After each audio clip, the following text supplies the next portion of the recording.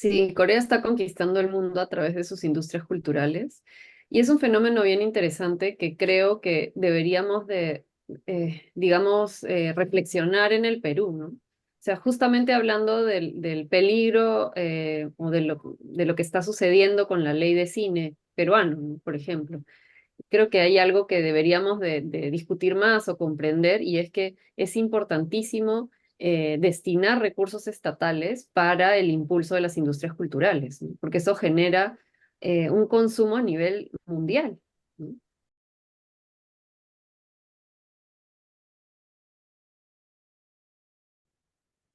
Muy buenos días, tardes o noches. Bienvenidos a un programa más de Martes Populares, el segmento de conversación y entrevistas en los cuales abordamos temas con nuestros invitados que tienen que ver con el cine, el audiovisual y la cultura en general.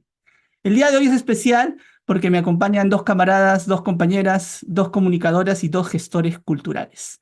Está con nosotros Jimena Mora y Talía Vidal del proyecto Futari Proyectos. ¿Cómo están, chicas? Bienvenidas. Hola, Alberto, muchas gracias por la invitación. Hola Beto, ¿qué tal? Gracias por darnos este espacio y nada, conversar contigo. No, gracias a ustedes por aceptarlo. Eh, Básicamente, entre sus labores personales, ¿no? Individuales, sus inquietudes, este proyecto Futari las ha juntado. Esto es una iniciativa, de alguna manera, de ustedes, ¿no? Futari, creo que entiendo, significa nosotras dos, ¿no?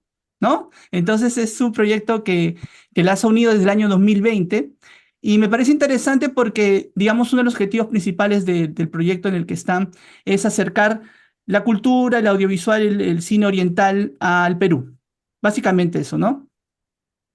Ujú. Y así es. Bueno, antes del 2020, cuando fundamos Futari en el inicio de la pandemia, en abril, nosotras ya nos conocíamos un par de años antes, ¿no? Porque justo un amigo, un director de cine Nikkei peruano, Hideki Nakazaki, había yo llevado un curso con él, un taller de haiku. Me dijo, yo conozco a una amiga que se llama Jimena Mora, que le encanta el cine japonés, pero le encanta el mismo cine japonés que a ti. Y yo dije, rarísimo, porque siempre había sido algo que yo veía, ¿no? Como en solitario, que no tenía con quién conversar del tema. Entonces le dije, ya, de pasarme su contacto. Y empezamos a hablar y fue como el destino, ¿no? Hicimos un match instantáneo. Bueno, entonces compartiremos pantalla para, aprovechando las imágenes, conversar un poquito más. Así que vamos con eso. Eh, ¿Lo están viendo? Wow. Qué recuerdos de esa imagen? Esta es una de las primeras imágenes que han trabajado ustedes con el proyecto, ¿no? Sí, Sí. este es una ilustración de Mayra Cobos. Ella fue estudiante mía, yo soy profesora en la UPC de taller de documentales. Y Mayra fue mi estudiante y le conté sobre el proyecto de Futari y ella colaboró con nosotras durante una temporada larga. Y ella es ilustradora, ahí vemos en la imagen que dice arroba sobre el papel boom, esa es su cuenta de Instagram, es súper capa. Y ella nos hizo esta ilustración para el primer afiche de un proyecto que tenemos que se llama Una mirada al cine Nikkei. Perfecto. Para una introducción de ustedes dos, aquí está una pequeña bio. No, esto es lo que Internet ha arrojado, chicas. No, no he trastocado nada, así las he buscado y estas son las imágenes que ha proporcionado Google. Así que Es- cualquier... Este es Sí, del Centro de Estudios Orientales de la sí, Universidad Católica, porque yo enseño ahí cursos de cine asiático, ¿no? Entonces, esta es una de de los artes de la promoción de los talleres del SEO. sí. Claro, Jimena, tú eres documentalista, docente universitaria, gestora cultural, ¿no? Y parte de esta iniciativa Futari Proyectos. Y en el caso de Thalía, acá también tenemos otra presentación de ella. A mí me interesó, Thalía, por ejemplo, revisando un poco tu bio, que tú has trabajado para revistas como Sugoi, ¿no? Sí, sí, O estuve sea, escribiendo ahí un tiempo. interesante que prácticamente tú eres historiadora de arte, ¿no? Y has como que has ido por el derrotero de la cultura y la animación y el cine oriental por, digamos, has juntado esas dos vertientes para entrar a Futari, ¿no? Sí, es que a veces como cuando uno piensa en historia del arte, ¿no? Se te vienen a la mente las artes plásticas, tal vez, ¿no? Como pintura, arquitectura, pero en verdad son las manifestaciones artísticas, ¿no? Y también está algo que me gusta mucho, que es la cultura popular asiática, entonces, y también, o sea, ahí entre el cine, ¿no? El teatro, el anime, también son manifestaciones. Acá. Acá hay una imagen que me pareció interesante, que también rescaté del Facebook de Futari Proyectos, que me pareció bien Nosotras. particular. Exacto. Creo que al final Futari, además de ser un círculo de investigación y un colectivo que promueve la cultura y el arte oriental en el Perú, también me parece un espacio de amistad, ¿no? Porque yo siento de que ustedes son, sobre todo, grandes amigas. Sí, viste bien. Yo me acuerdo cuando recién conocí a Thalía, a mí me interesaba el cine japonés y la cultura japonesa en realidad desde el año 99. Y en esa época yo no conocía a nadie que tuviera ese interés. Entonces, yo tenía un vacilón que era irme todos los jueves a estas proyecciones de la Asociación Peruano-Japonesa, el Centro Cultural Peruano-Japonés, y mostraban películas buenísimas, Misoguchi, Imamura, Shinoda, no sé, habían como películas bien interesantes. Entonces, ahí como nació esta fascinación, pero iba yo sola porque no encontraba como otra gente que, ¿no? Me veían como un poco rara, no sé, ¿no? Y muchos años después, cuando conocí a Thalía, fue realmente refrescante y me sentí muy acompañada porque podíamos conversar y hablar del mismo lenguaje, ¿no? En el mismo lenguaje. Y creo que esa es como una de las bases de Futari, ¿no? O sea, esa pasión por lo que hacemos y nos divertimos un montón, trabajando, ¿no? Y creo que por eso el proyecto, ya ha cumplido 3 años, ¿no? Esta es una de las primeras actividades juntas, me parece, proyectando una película de Kawase, me parece, de Naomi Kawase. Me parece interesante que siempre están juntas en la mayoría de casos, ¿no? Yo les voy a contar una anécdota. En Cusco, cuando estaba saliendo del colegio ya para entrar a la universidad, eh, decidí, o sea, estaba con esta, no, supongo que también pasa con ustedes, este debate sobre qué hacer, qué estudiar, qué, ¿no? ¿Qué puedes hacer en tu futuro, ¿no? Cuando ya se acerca la salida del colegio. Y de repente comencé a ir a cineclubes, ¿no? En esa época, en Cusco, muchos de esas los espacios donde los turistas van, no sé, los bares en la noche eran videoclubes en la tarde. Entonces, cerca del centro histórico y la Plaza de Armas, de repente se organizó una especie de movie club, cine club. A una de esas funciones asistí totalmente, ¿no? Digamos, la referencia que yo tenía era el cine que se pasaba en televisión o el cine gringo, sobre todo, ¿no? Y de repente vi una película de este señor, de Akira Kurosawa, que me voló la cabeza, que se llamaba Los Siete Samuráis. Y ese acercamiento de esa película me hizo ver un cine distinto, un cine diferente. Eran varias películas en una sola, eran 3 horas de emociones pasando por diferentes sensaciones, sentimientos. Y yo dije, no, esta cosa es una locura, quiero saber más. Y fue gracias, digamos, a una película japonesa, ¿no? De un maestro del cine japonés que me llamó la curiosidad y mi cinefilia se disparó. ¿Hay alguna película o alguna obra eh, asiática que también les voló la cabeza a ustedes? Ahora que mencionas Kurosawa, a mí me pasó lo mismo, pero con Los sueños de Akira Kurosawa, ¿no? Que ya es una película posterior de 1990 y a color, ¿no? Y de sus últimas películas. Y cuando yo también era muy joven, creo que tenía 17, eh, todavía tampoco entraba al cine, ¿no? Pero fue que me topé con Los sueños y también me voló la cabeza. Sí, o sea, Kurosawa, como no podía creer todo lo que estaba viendo, sentía que me estaba hablando como directo al cocoro, ¿no? Al corazón, ¿no? Sobre todo los dos primeros sueños, que son hermosísimos, y el final, el último sueño, el octavo, que es el de la aldea de los molinos de agua. Si hay un lugar en el que quiero, o sea, todavía no voy a Japón, pero pronto, Y cuando vaya, necesito ir a ese pueblo de los molinos de agua, que me enteré después porque ahí en internet está la información, que es una granja de wasabi. Entonces, me encantaría ir a ese lugar porque siento que es como el lugar donde me encantaría vivir, donde pertenezco y todo gracias a Kurosawa, ¿no? Y también la manera en que lo rodaba. Entonces, de ahí también se disparó mi amor por el cine japonés sobre todo. ¿Y tú, Jimena? Sabes que la primera película que me metió en toda la onda de la cultura japonesa y el cine japonés es una película que no he encontrado y que no recuerdo su nombre. Es un misterio. La hemos buscado.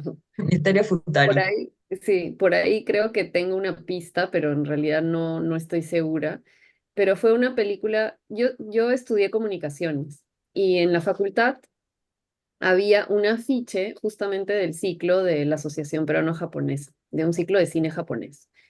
Y me encantó el arte del afiche y como que me llamó la atención, ¿no? Y dije, ah, mira, está cerca de mi casa, es ingreso libre, ¿cómo será el cine japonés? No tengo idea, así que bueno, voy a ir. Así que un día agarré, me fui caminando así y vi esta primera película que era una historia bellísima de un abuelito y su nieto que cuidaban juntos un faro en la costa, ¿no? Y era una historia simple, como estas, muchas historias japonesas que, digamos, el corazón de la película está en la cena familiar, todos sentados en el tatami, tomando té, ¿no? Y simplemente el ritmo de la película me jaló, me atrajo de una manera que yo nunca había sentido algo así antes, ¿no? Además, yo siempre he sido una persona de ritmo muy pausado y siempre fui criticada por eso, ¿no? Pero cuando yo encontré el cine japonés, encontré un ritmo muy similar al mío, donde ser lento no era algo malo, sino era algo bueno, ¿no? Y entonces eso me jaló y cuando yo me fui a vivir a Japón, además me fui a vivir a Kioto, que es como decir el Cusco de Japón, sentí lo mismo, ¿no? Que no hay nada malo en tener pausa, en tener calma, ¿no? En la lentitud. Entonces, para mí fue un antes y un después esa película, ¿no? Y para añadir algo también a lo que Jimena menciona del ritmo, a mí me pasó con Los sueños de Kurosawa, que, bueno, como yo crecí en los noventas, entonces no sé si se acuerdan que en el Canal 7 pasaban estos cuentos de las marionetas japonesas que se llamaban Me lo contaron en Japón. Entonces yo crecí con eso de niña, sin saber que era Japón y sin saber cómo se llamaba el programa, porque es algo que ya he descubierto después cuando ya Internet había proliferado, ¿no? Pero a mí eso me marcó muchísimo porque eran cuentos que yo los sentía muy cercanos, ¿no? Y que era un ritmo que a mí me gustaba mucho, también este ritmo como despacio, con pausas, como menciona Jimena, pero nunca más como volví a ver algo así. Y cuando a los 17 me encontré con Kurosawa, dije, pero esto es o sea, son las mismas historias, ¿no? Porque, por ejemplo, en el primer sueño hablan de los kitsunes, de los zorros, y eso es lo que yo había aprendido a los 6 años, ¿no? Como yo sabía que era un kitsune, que era un zorro y que era como una especie de, como de deidad yokai, y yo no sabía cómo lo sabía y lo sentía, entonces fue como sentir algo muy familiar. Sí, creo que lo que dices es muy cierto, ¿no? Sientes el cine japonés de alguna manera muy familiar. Y creo que tiene que ver mucho, tal vez como tú dices, con una cuestión generacional, porque sí, pues TV Perú le llegaban, creo, producciones de la NHK y podíamos ver de niños series como hacer manualidades de manera divertida o estos cuentos con marionetas o programas también educativos en televisión nacional y en diferentes horarios, que me parece que es algo que sí marcó a varias generaciones, no solo una, sino a varias. Yo crecí con eso también y Talía y yo nos llevamos 10 años. Entonces, eso es como antiguo. O sea, yo también he visto los cuentos de marionetas. Me encantaba No Gonta, era como uno de de mis programas de televisión favoritos. Entonces sí, y creo que aparte de haber crecido con la televisión japonesa, yo creo que las películas japonesas, claro, no podemos generalizar, ¿no? Pero creo que a diferencia, por ejemplo, del cine comercial americano, el cine japonés tiene algo que es que hace que los personajes sean más humanos, ¿no? no hay tanta diferencia o digamos un límite tan claro entre lo bueno y lo malo, por ejemplo, ¿no? O sea, los personajes tienen otro tipo de rasgos, ¿no? Se equivocan o cometen actos que no necesariamente están alineados con la bondad, ¿no? Pero aún así, no sé, creo que eso hace que también uno sienta que se sienta más identificado, ¿no? Con el cine japonés. No sé, me da la impresión. Y ya también me pareció bien curioso también que en un momento ustedes también hablaron de Kurosawa en sus actividades de charlas, ¿no? Y sobre esto quisiera hablar porque me gustaría que la gente conozca cuáles son las líneas de trabajo de Futari, ¿no? Ustedes son como una especie de colectivo que investiga, pero que también difunde. Ujú. Bueno, con Futari tenemos dos líneas de investigación, o sea, nos gusta a ambas, nos gusta investigar, también difundir, ¿no? Entonces eso es lo que hacemos, por eso tenemos esas dos áreas, como mencionas, pero a la vez están juntas, ¿no? Entonces, en este caso, una de nuestras líneas de investigación es el cine hecho por directoras asiáticas, ¿no? Empezamos con Naomi Kawase, que fue la directora que nos unió, ¿no? Cuando comentaba al inicio que nos habíamos conocido fue porque justo empezamos a hablar de Naomi Kawase, entonces era increíble poder conversar con alguien que entendiera tanto a esta directora y que le haya tocado también de la misma manera. Entonces empezamos a hacer conferencias justo al inicio de la pandemia, ¿no? Sobre directoras japonesas, porque nos hicimos una pregunta, como, conocemos el cine de Naomi Kawase, quizás una, ¿no? De las directoras más conocidas contemporáneas en Japón, pero ¿qué otras directoras japonesas podemos enlistar? ¿No? Y eso también se lo dejo al público, a ti, ¿no? Como a las personas que nos ven, como, ¿cuántas pueden enlistar? O sea, directores japoneses, tal vez puedes decir Kurosawa, Mizoguchi, Ozu, Kitano, Miyazaki, pero aparte de Naomi Kawase, ¿cuántas? Entonces dijimos, eso significa algo.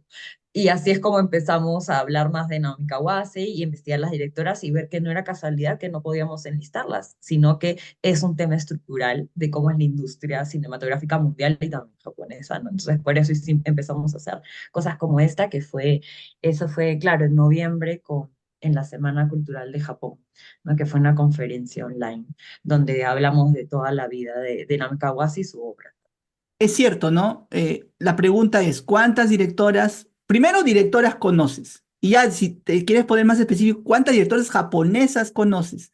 Y ya si te quieres, o sea, y es cierto, ¿no? No es fácil. Y la tarea de ustedes, entiendo yo, es rescatar. Oigan, no solo está Kawase, hay estas otras directoras, no solo está Japón, también está Corea, Tailandia, ¿no? China que pueden ver también obras de realizadoras de esos lugares del mundo. Hay algo particular que también quisiera abordar, que eso también tiene que ver mucho con la cultura televisiva que teníamos el siglo pasado, ¿no? O comienzos de este. ¿Quién no ha tenido su momento otaku? Tú, Talía, lo sigues teniendo, me parece, pero yo, yo ya lo perdí, ¿no? Yo ya lo perdí, pero el impacto de la animación japonesa también fue fuerte en nuestro país. Todavía hay gente en Arenales que se reúne para hablar de su afición, ¿no? Y las mini comunidades o estas comunidades pequeñas siguen generando más interés y siguen apareciendo más productos, ¿no? Sí, y lo interesante es que en los últimos tiempos, o sea, pero en los últimos 4 o 5 años, lo que ha pasado es que en el mundo académico se ha empezado a investigar sobre el impacto, por ejemplo, del anime y del manga en Latinoamérica, ¿no? Ya desde hace unos 15 años, que también es poquísimo, ¿no? Como en Estados Unidos, Europa, empezaron a investigar ya académicamente, o sea, científicamente, el anime y el manga, y acá recién ha llegado hace unos 5 o 6 años, pero así ya con fuerza, ¿no? Como masivamente. Y eso es algo muy bonito y muy importante porque tal vez tú puedes ir a Arenales y escuchas las historias de las personas que vivieron su afición en los 90s, 80s, 70s, pero no está escrito. Entonces, esas historias se van a perder. Y lo interesante entonces es como de que ahora se esté, porque claro, a veces la academia dice, no, ¿cómo vas a investigar algo como anime, manga, no? Pero se está abriendo, hay esa apertura reciente, entonces, por ejemplo, esto que hice, ¿no? Hablar sobre el boom en los 90 fue parte de eso, ¿no? Como dejar también algo escrito, un testimonio para que no se pierdan todas esas historias. Pero ahí, por ejemplo, les hago una pregunta. al igual que pasa con la cultura popular de otros países, aquí el factor nostalgia ya también creo que está, creo que por momentos, no sé en qué parte va Dragon Ball, ya están estirando tanto el chicle que ya es porque ya es un factor de, oye, esto te gustó de niño, que también le gusten a tus hijos, y tú también sigue adquiriendo los muñequitos, yendo a las películas, o sea, se está construyendo, y creo que también es parte del negocio y de las industrias culturales también de estos países, es seguir atrapándote como consumidor, ¿no? Sí, claro, bueno, eso ya también está más relacionado con cómo es la industria, ¿no? Del anime, de los estudios de anime en Japón, ¿no? O sea, en el caso de Dragon Ball, o sea, Akira Toriyama, que era el creador de la historia del manga, no estaba contento de seguir alargando Dragon Ball, ¿no? Por eso es que hay Dragon Ball GT, que es como él no tenía nada que ver, pero estiraron la historia. Y él tampoco es como que quería volver, pero también le pagaron como una cantidad grande de dinero para que comience a hacer Dragon Ball Super, ¿no? Entonces, ya también responde como a cuestiones económicas, ¿no? O sea, no siempre pasa eso, ¿no? Depende mucho del autor. Acá ya sería una cuestión específica de Akira Toriyama y el dinero. Bueno. Sí, incluso el año pasado ustedes han organizado un taller justamente de anime, mucho más del estudio Ghibli, ¿no? Que es tal vez en los últimos 20 años uno digamos, de los estudios de animación más importantes, gracias al trabajo de Isao Takahata o Hayao Miyazaki, ¿no? También ha Ah, bueno, habido... pero ese taller no era de Ghibli, sino era justo toda la Claro, animación japonesa que no era de Ghibli. Porque así ujú. veces somos muy fans de Estudio Ghibli, justo que cuando la gente piensa en anime, piensa en series, ¿no? Como por ejemplo ahora que hemos visto Dragon Ball, o sea, series de televisión. Pero el cine de animación, o sea, los directores, aparte de Miyazaki, Takahata y de Ghibli, que se dedican a la animación, son muy menos conocidos, ¿no? Como Makoto Shinkai, ¿no? Y Mamoru Hosoda, etcétera. ¿No? Entonces, por eso lo que queríamos rescatar era justo aquí, como más allá de Ghibli, como mencionar como otros directores también, y Sí, directoras. recuerdo, por ejemplo, que ustedes pasaron películas de Satoshi Kon, me parece, que también es un director que, bueno, falleció hace algunos años, pero cuya influencia todavía se nota en la animación actual, ¿no? Y eso me parece bien, bien, bien peculiar. Seguimos. Beto, quizá algo que sería como chévere hablar en el caso de Futari y, por ejemplo, Thalía está más orientada o conoce bastante sobre el tema de animación, pero yo, por ejemplo, nunca me acerqué o sea, mi interés hacia Asia o hacia Japón particularmente no ha sido por ese lado, ¿no? Yo no sé si hay una palabra, de repente Thalía sabe, pero em, yo soy como, a mí lo que más me apasiona, digamos, es lo tradicional japonés, ¿no? Entonces, yo no podría, creo, ser considerada una otaku, este, porque sí me gusta la animación y la disfruto, pero no la investigo ni tampoco la sigo, ¿no? O sea, creo que ahí, por ejemplo, Talía y yo no podríamos tener una conversación tan fructífera, más bien Talía tendría que enseñarme a mí temas de animación, ¿no?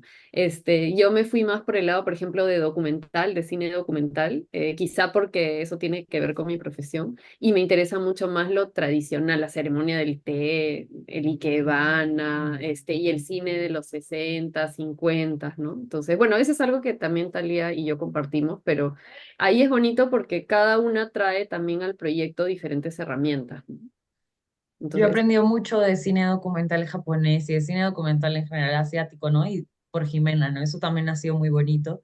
Eh, Tal vez, por ejemplo, las cosas de animación que me llaman la atención también son más las tradicionales, ¿no? En donde se ve como más el Japón tradicional. Entonces también como esas cosas han hecho que pueda sentir eh, como una conexión con Hime, ¿no? Con Futari. Entonces eso es bonito porque nos retroalimentamos, ¿no?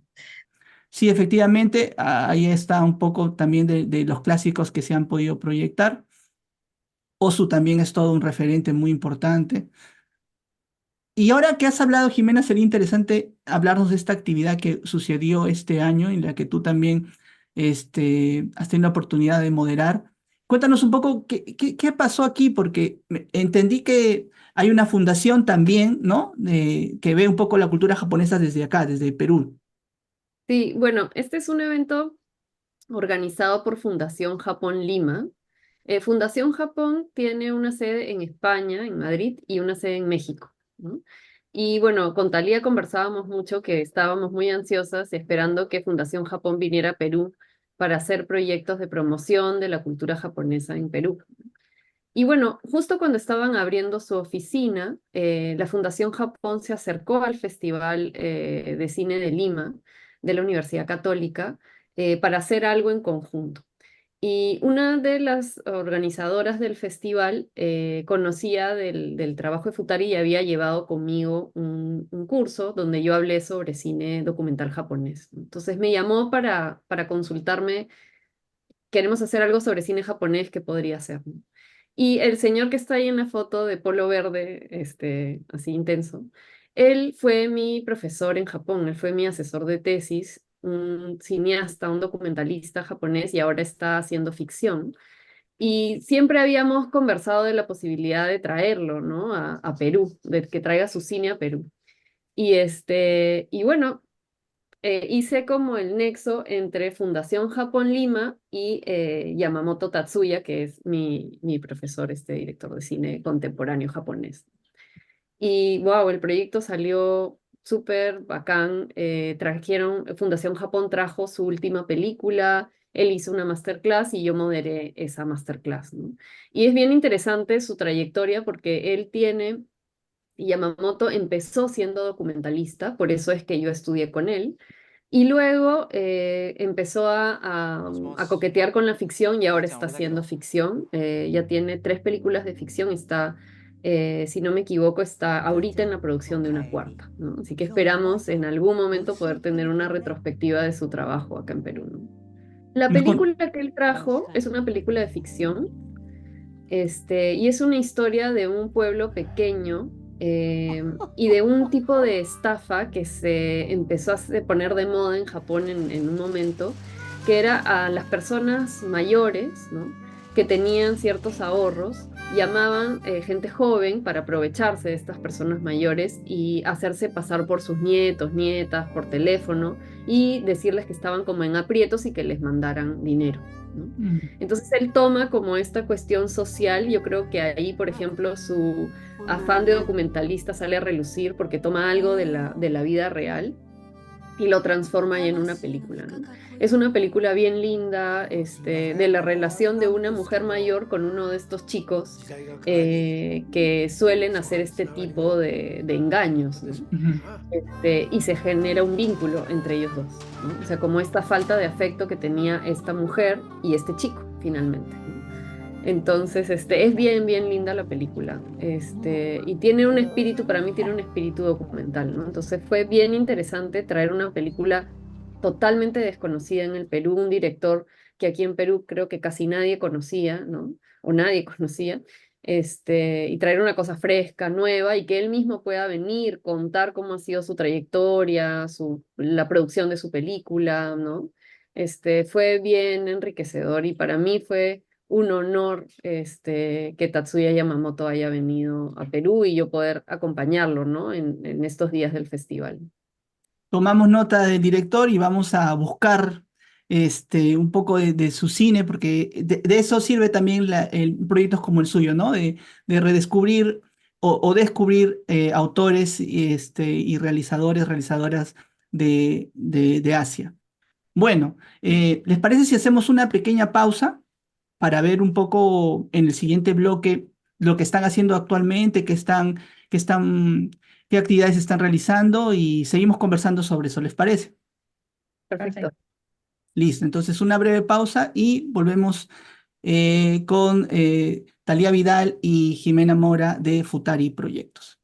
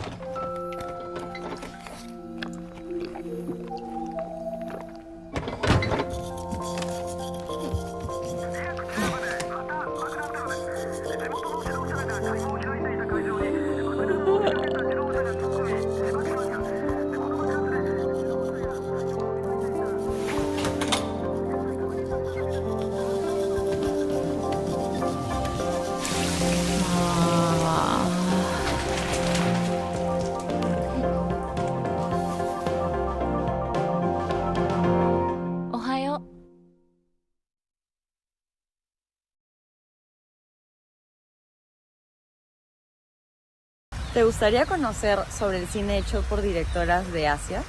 Te invitamos a reflexionar junto con nosotras en 6 sesiones sobre el trabajo de directoras de Japón, Corea, China, Bangladesh, Irán y Hong Kong.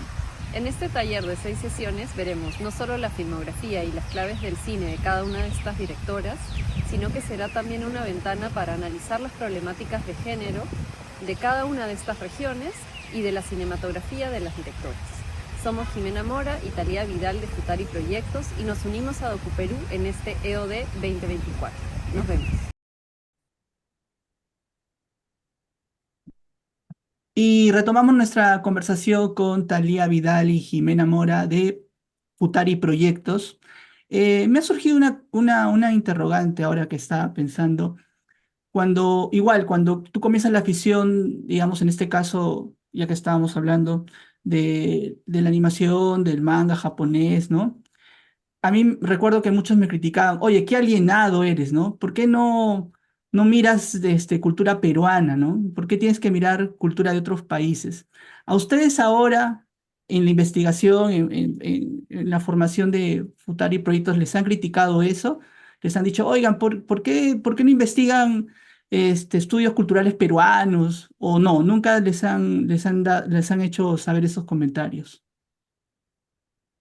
Felizmente no hemos tenido mucha suerte por ahí de, tal vez nos ha pasado justo lo contrario, que personas que también consumían mucho como productos culturales asiáticos se han acercado a nosotras y también que, entre que nos han agradecido a nosotras y nosotros a ellas, ¿no? De cómo formar como una especie de como comunidad o como unos lazos, ¿no? De cómo, "Ah, mira, hay más gente como nosotros". Creo que eso es lo que más nos ha pasado y por eso estamos como tan contentas con Futari, ¿no? Porque hemos descubierto que así como comentábamos, de que cada una antes de conocernos hacía esto por solitario y luego por eso es que hicimos Futari, ¿no? Entonces también más personas nos han dicho que sí, que se sienten muy como empáticos y en consonancia con sobre todo el cine asiático, cine japonés, que les ha gustado como descubrir como estas nuevas películas, ¿no? Entonces por eso estamos tan contentos y esa es nuestra energía para continuar.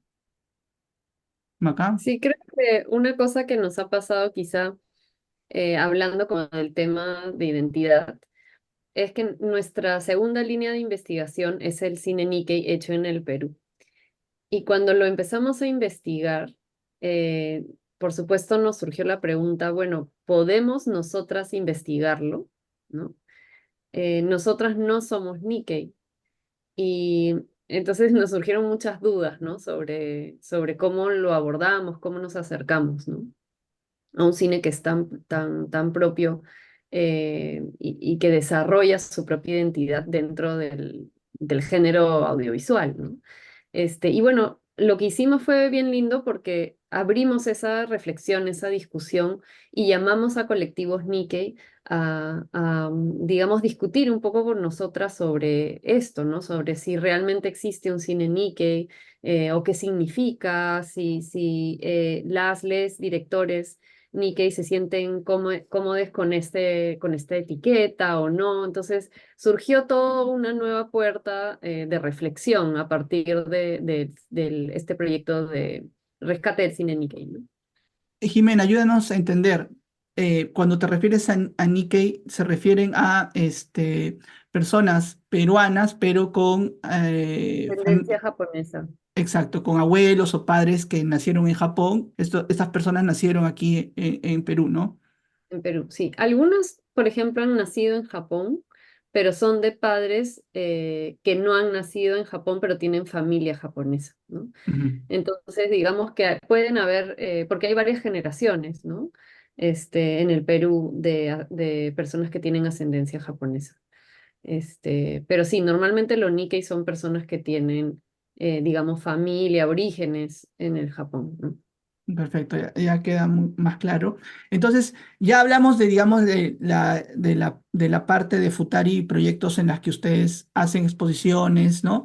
Hacen conferencias, pero también está la parte de gestión, ¿no? Donde ustedes organizan actividades donde se ven las películas. Y aprovechando el tema que tú nos has comentado sobre estos ciclos. dedicados a realizadores Nikkei, ¿no? En Perú nunca se había hablado de cine Nikkei, ¿no? Tal vez, por ejemplo, las instituciones Nikkei, ¿no? Como peruano-japonesa, se hablaba de, por ejemplo, literatura, ¿no? O de artes plásticas, pero no de cine. Entonces, lo que nosotras hicimos fue empezar a recolectar las películas que veíamos que eran de realizadores o realizadoras Nikkei, también, o que hablaban de personajes o de identidad, y así fue como creamos esta curaduría que se llama Una mirada al cine Nikkei, y ahí como podemos ver en todas estas imágenes, empezamos en noviembre, bueno, al final fue en diciembre del 2020, ¿no? Luego en el 2021 pudimos llevarlo al Cineclub de Lambayeque, ¿no? Que eso fue hermoso porque lo pudimos sacar de Lima y también como en un espacio que a ellos también les gustó como mucho esta idea, entonces fue muy bonito, ahí pudimos hablar invitamos a como a directoras, a directores, después hemos podido, claro, ves, aquí esa es la de Cinequip de Lambayeque, que luego, este año, el año pasado, cuando han cumplido sus 16 años de aniversario, también volvimos a hacer como una pequeña muestra con ellos, pasando unos de los cortos, ¿no? Entonces, es bonito que se haya podido mover por diferentes espacios, luego en la misma asociación peruano-japonesa, ¿no? Que también les interesó mucho esta recolección que hicimos de los cortometrajes, que son sobre todo Nikkei.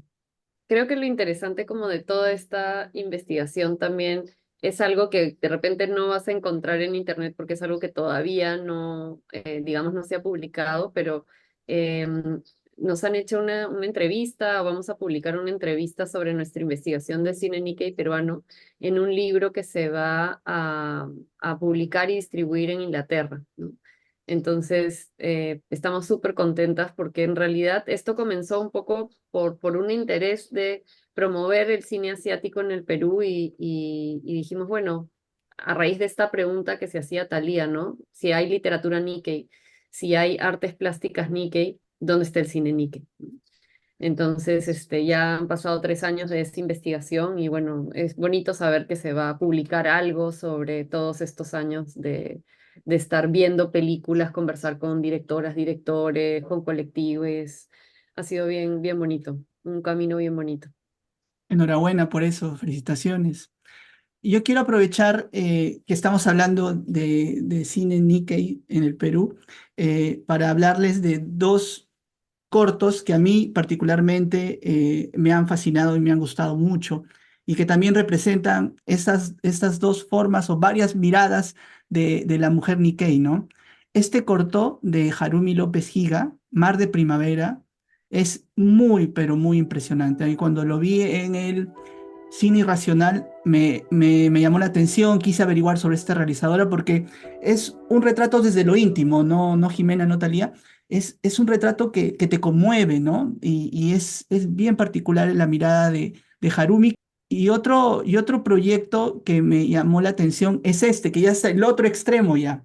Es una persona que no necesariamente está relacionada al audiovisual, que es Rita Prieto, que hizo un cortometraje sobre, digamos, estos, este, la inmigración japonesa a principios del siglo pasado.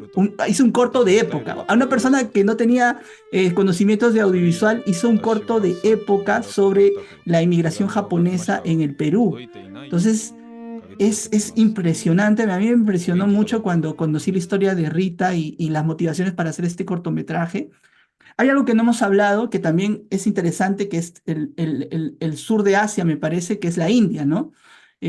También hay comunidades de culturas indias, este cine de Bombay, este cine de las danzas, del arte, de la música india o hindú, no sé si el término es mejor hindú, que también tiene años en el Perú y que también se, se mantiene gracias a las comunidades, ¿no? Quería acotar que esta película es de una directora que se llama Mira Nair, que es Salam. Sí, es una película bellísima. Además, Mira Nair empezó haciendo cine como documentalista y después saltó, esta es su primera película de ficción y es una obra maestra porque además, por ejemplo, el niño que está en la foto es un niño que era un niño realmente de la calle, no es un actor, sino que Mira Nair trabajó con los niños de la calle durante varios meses, mostrándoles películas y haciendo ejercicios teatrales para participar en la película. Entonces hay un componente documental interesantísimo en la propuesta de Mira Nair, ¿no? En las películas como de India no necesariamente las personas son de la religión del hinduismo, ¿no? Entonces por eso es como pueden, como acá, por ejemplo, o esté relacionado con los bailes, ¿no? Lo que mencionabas, o sea, por ejemplo, esta película es hermosísima, la recomendamos mucho, Jimena y yo la amamos, es que es un retrato muy crudo sobre los niños que viven en la calle y aquí, o sea, esta chica que está aquí está siendo como vendida porque es una chica joven, entonces es algo que también nosotras como Confutar y parte de nuestro proyecto de investigar directoras es también lo que retratan las directoras, ¿no? Entonces también muchas mujeres que están detrás de la cámara ponen de manera explícita o implícita las dificultades que se pasa también por temas de género, ¿no? Que eso es algo también como muy importante que nos gusta destacar. Entonces, como que en esta película Camila Nair es un buen ejemplo de ello. Qué bueno que dices eso, Talía, porque algo que quizá no hemos dicho es que Futari es un proyecto feminista. Digamos que muchas de las cosas que investigamos están relacionadas justamente a resaltar como algunas diferencias o cómo podemos acortar las brechas de género en el sector cinematográfico, y por eso nos interesa mucho como visibilizar el trabajo de directoras de Asia en Perú, ¿no? Porque creemos que hay muchas cosas que discutir en las propuestas de jóvenes directoras, ¿no? No solamente jóvenes directoras, pero no solamente en la India, ¿no? En China, en Corea, en Bangladesh, en Irán. Creemos que hay mucho cine por mujeres que es bien interesante y creo que discute cosas importantísimas para reflexionar sobre el tema de las diferencias de género y también de la comunidad LGTB. Quiero aprovechar que estamos conversando para preguntarle su opinión sobre lo que ha pasado en los últimos 5 o 6 años, que ha sido el fenómeno surcoreano, ¿no? Eh, eh, claro, películas como Parasite han sido como rompeejes, ¿no? Ha mostrado de alguna manera también las grandes diferencias que existen en países como Surcorea, pero también han abierto. Ahora creo que una vez al mes se estrena en el Perú una película del Corea del Sur, ¿no? Algo que no pasaba antes, y esto es gracias en parte, primero por películas como Parasite que han abierto el camino, pero también con la fuerza que ha entrado cosas como el K-pop, ¿no? ¿No, chicas? O sea, lo que antes era Japón, ahora es Surcorea, me parece, ¿no? El soft power. Sí, Corea está conquistando el mundo a través de sus industrias culturales y es un fenómeno bien interesante que creo que deberíamos de, digamos, reflexionar en el Perú, ¿no? O sea, justamente hablando del peligro o de lo que está sucediendo con la ley de cine peruano, ¿no? Por ejemplo.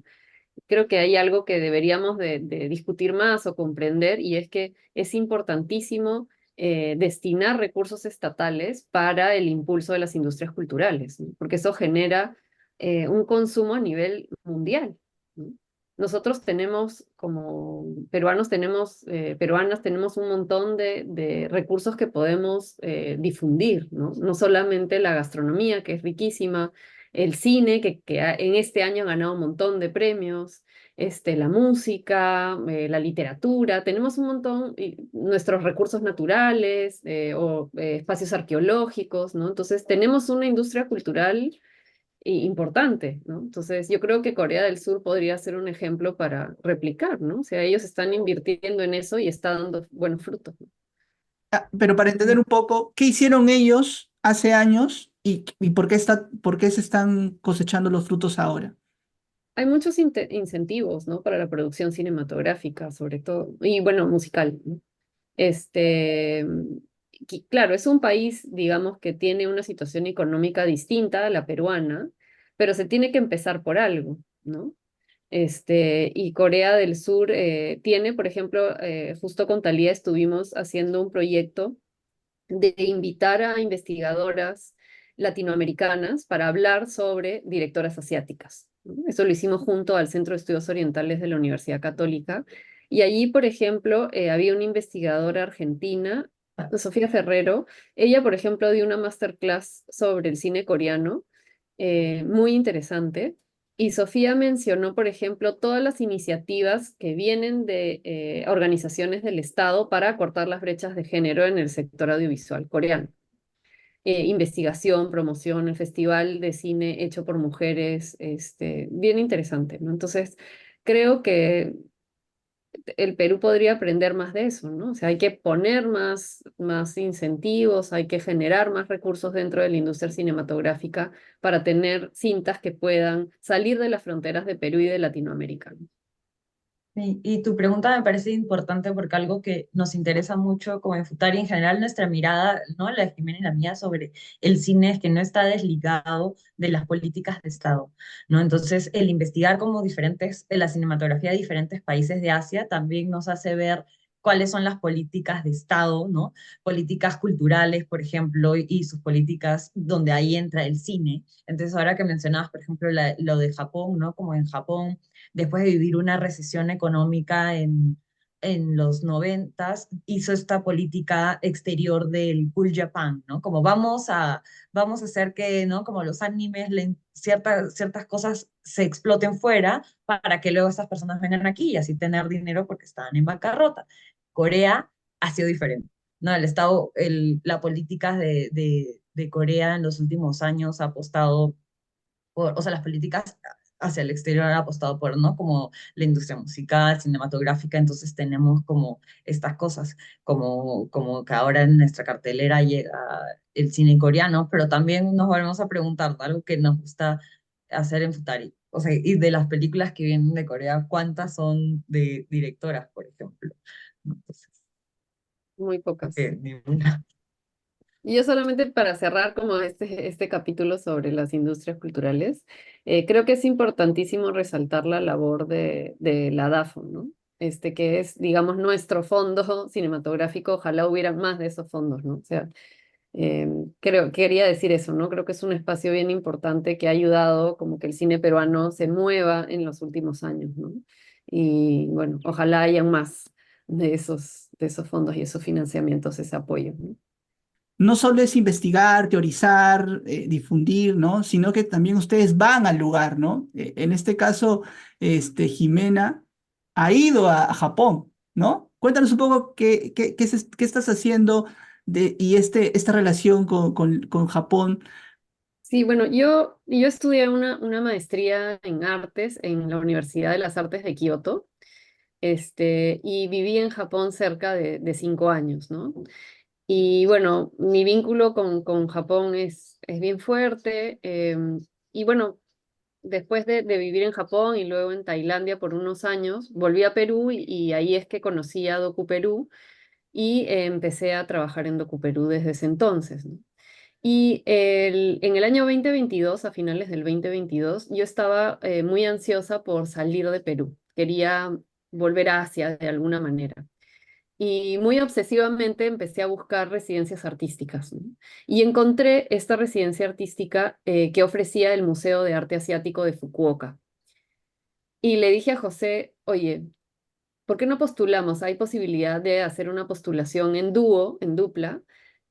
¿Por qué no llevamos la metodología de DocuPerú que tú has creado y diseñado durante estos 20 años de proyecto de DocuPerú y hacemos asesoría de documentales con artistas japoneses, ¿no? En el museo. Y felizmente José le encantó la idea y postulamos y ganamos esta residencia artística, ¿no?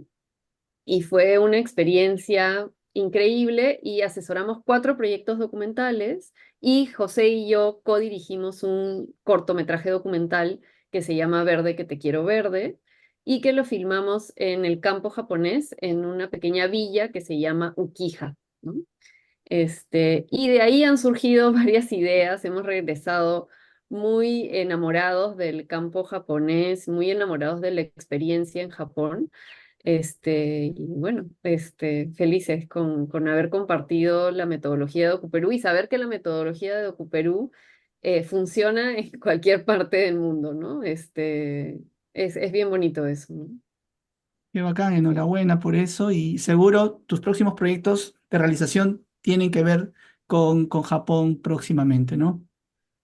Sí, justamente José y yo vinimos con una idea, pero ya no de una película documental, sino una idea de una película de ficción que nació comiendo una hamburguesa en Ukiha. Este, y es una codirección, el proyecto se llama La Tribu del Sol y acabamos de ganar el Fondo de Desarrollo de la DAFO, para desarrollar el guión y bueno, hacer la preproducción de La Tribu del Sol. Y así que estaremos viajando a Japón este año, probablemente hacia finales de año, ¿no? Ojo, pero Jimena no solo viaja, tú también, y estás yéndote a especializarte en lo que te gusta, en lo que amas, ¿no? Cuéntanos un poco, Talía, porque me parece que los estudios que tú haces ahora en México es difícil se encuentra en otro lugar de Latinoamérica, ¿no?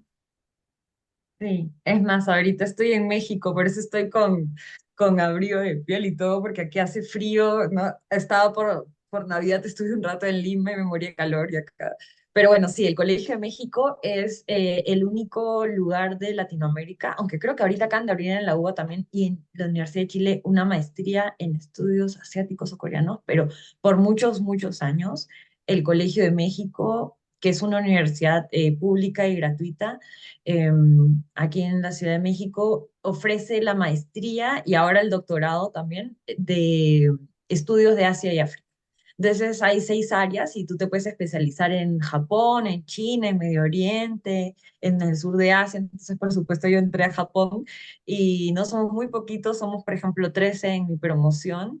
Y he venido a eso, a especializarme en pintura japonesa, ¿no? Que es algo que quería explorar, eh, ¿no? Si bien continúa a la par con Futari, o sea, porque Futari, ahorita estamos en cine, pero algo que también nos encanta a ambas es como diferentes manifestaciones artísticas, ¿no? Entonces por ahí también hay todo un futuro, pero ahorita, por ejemplo, eh, me interesaba, como estudio historia del arte, por supuesto todo era como arte europeo, occidental, entonces como mi corazón asiático, yo estaba como, se llaman mis profesores, ¿no? Pero ¿y por qué?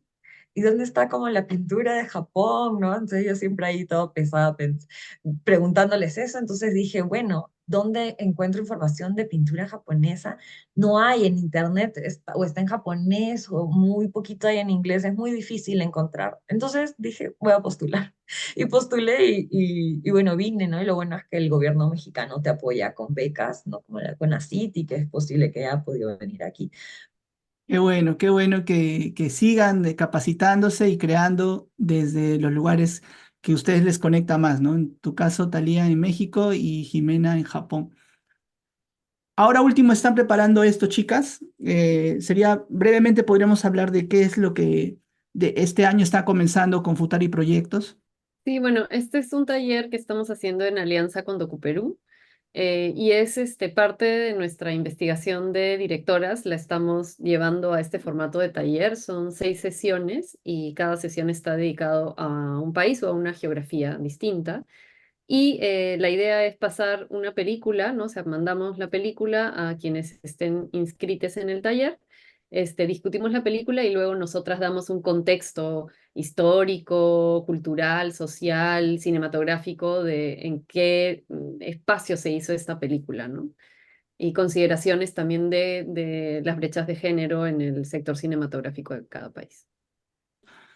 No me queda más que felicitar a las chicas por el trabajo que han estado haciendo desde el año 2020 hasta ahora. He tenido oportunidad de asistir a sus talleres de cine de anime o de también de más allá de lo clásico, de lo que se conoce del cine oriental. Ustedes también están incentivando, como dicen, a que se conozca más y de directoras, de documentalistas orientales. Eso es algo de lo cual hay que felicitarles. Bueno, entonces, ¿cómo se contacta la gente con Futari? ¿Cuáles son los medios con los cuales podemos acceder a su material o a la información que genera? Estamos en Instagram, en Facebook, en Twitter, bueno, X. Y por ahí nos pueden mandar como mensajes. También tenemos un correo que es futariproyectos@gmail.com. Entonces por ahí estaremos más que encantadas de responderles, ¿no? Cualquier duda o propuestas o dudas, ¿no? Por ahí nos pueden encontrar.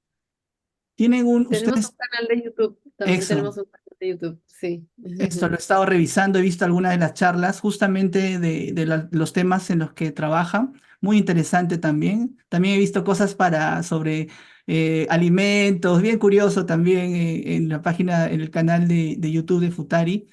Y eso, entonces, eh, Ay, platillos con palillos. Es que, Platillos con bueno, palillos. a Jimena y a mí nos une también mucho que nos encanta la comida asiática, ¿no? Entonces dijimos, bueno, pues a veces faltan los ingredientes o no sé, hay que encontrar una manera casera. Vimos que más gente también compartía eso y dijimos, hay que hacer nuestro canal de YouTube inventando, por ejemplo, aquí es una amiga Gabriela que tiene su proyecto Mermelorris y a ella le encanta cocinar, es cocinera. Entonces, ella hizo su propio kimchi. Luego tenemos un episodio donde José Balado también hizo una comida, entonces pudimos invitar a diferentes personas que con cosas caseras peruanas y con asiáticas podíamos hacer platillos. no, muy divertido, muy gracioso ese acercamiento también a la cultura gastronómica oriental. No me queda más que agradecerles mucho por haberse tomado un tiempito para conversar. Eso es simpático de ver cómo estos proyectos, que son iniciativas personales, entre amigas, ¿no? Pueden generar material, conversación, actividades, conocimiento, y eso es algo que hay que destacar y felicitar. Muchas gracias, chicas, en verdad. Sigan, que haya Futari para rato y sigan activando. Ya saben, tienen este espacio para avisarnos de sus actividades próximamente. Muchísimas Gracias, gracias. Alberto, y felicitaciones a ti también por tu espacio que está bien interesante. Gracias por compartir lo que hacemos les independientes del cine en Perú. Muchas gracias. Gracias a ustedes. Entonces, bueno, ya con la despedida viene así. Muchas gracias por vernos, por escucharnos. Muchas gracias a Thalía y a Jimena por compartir lo que están haciendo. Y ya saben, este espacio es totalmente libre para que comenten, compartan y sigamos conociendo más proyectos de personas relacionadas al arte, a la cultura y al audiovisual en nuestro país. Muchísimas gracias a todos ustedes y nos vemos en una próxima oportunidad en Martes Populares. Tupanachis Cama, camaradas, cuídense mucho. Ujú.